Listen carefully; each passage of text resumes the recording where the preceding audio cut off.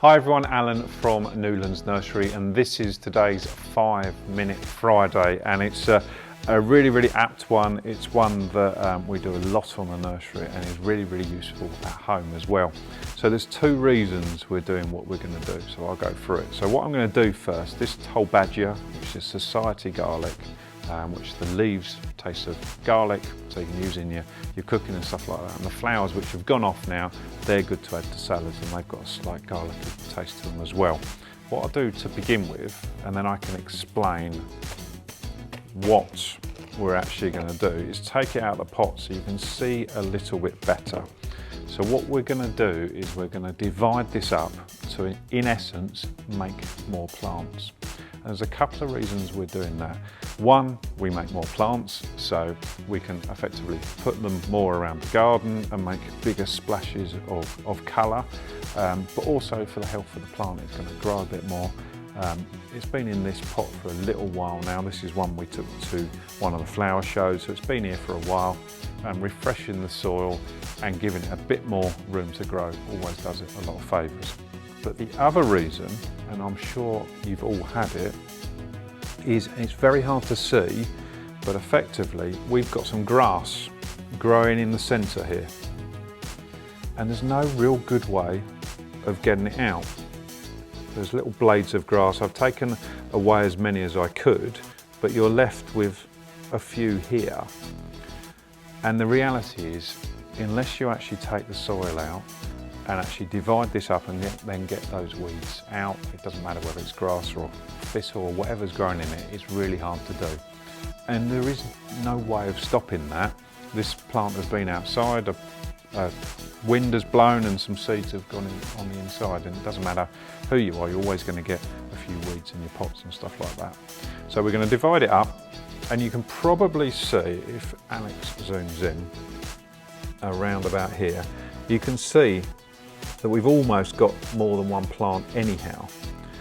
So we're going to just divide it down the centre, and it might be, once we start dividing this, that we find we can make sort of 3 or 4 plants out of it, or it might be only 2, but it's nice and easy to do. So what you do to begin with is sort of have an idea of which you're going to do, and you can see there I can separate one quite nicely, just like that. So I'm going to use my thumb and start taking it away, taking the soil away, just like that. And you can do it with a spade, or you can do it with a saw. I've seen it done with saws where they just cut right down the centre. But what I'm going to do is just literally take the roots away and just start tearing it up effectively.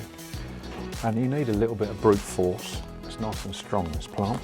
Shows how long it's been in the pot. You can see you can just tear it away like that.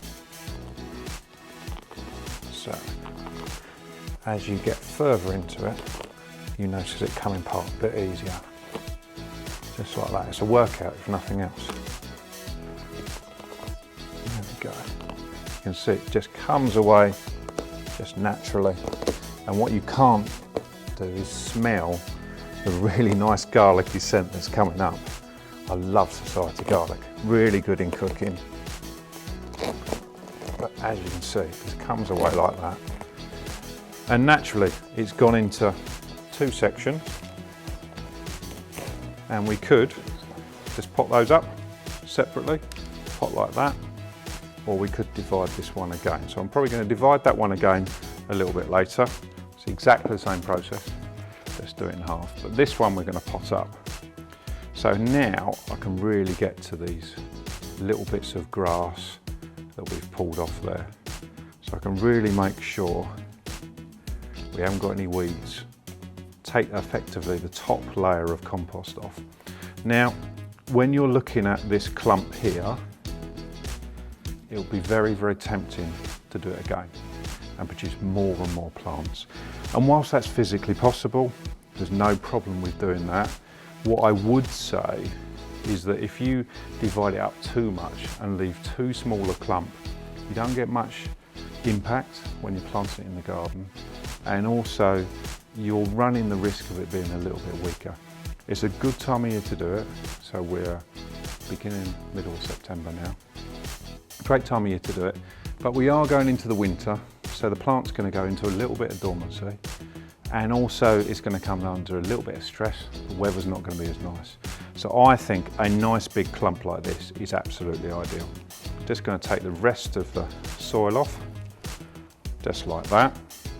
And in doing this, you'll get a few roots come off, but in doing this, the more soil you get away from it, within reason, the more fresh compost you can get in there. And fresh compost, you can have loads of feed in there. It's going to be nice and full of nutrients.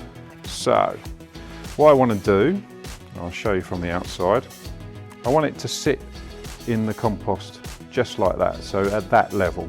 So underneath here, we've got a little bit of compost just to bring it up to that level, just like that. Then plonk it in, looks good already. And then we just put the compost around, just like that.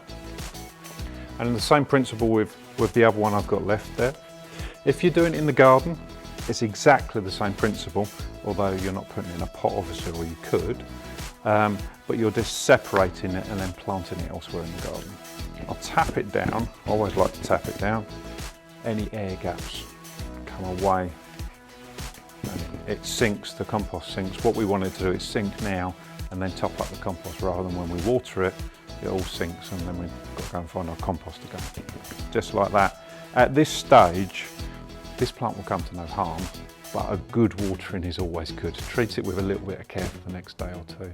A nice watering, keep it moist for a couple of days. If it's tipping down with rain outside, just put it outside, and it's as easy as that. Effectively, you could do that loads and loads of times with loads and loads of plants from the garden.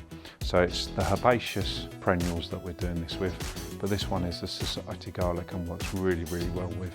Any questions at all, obviously, as always, get in contact, comment on this video, send us a message, whatever you want to do, we're here to help. See you soon.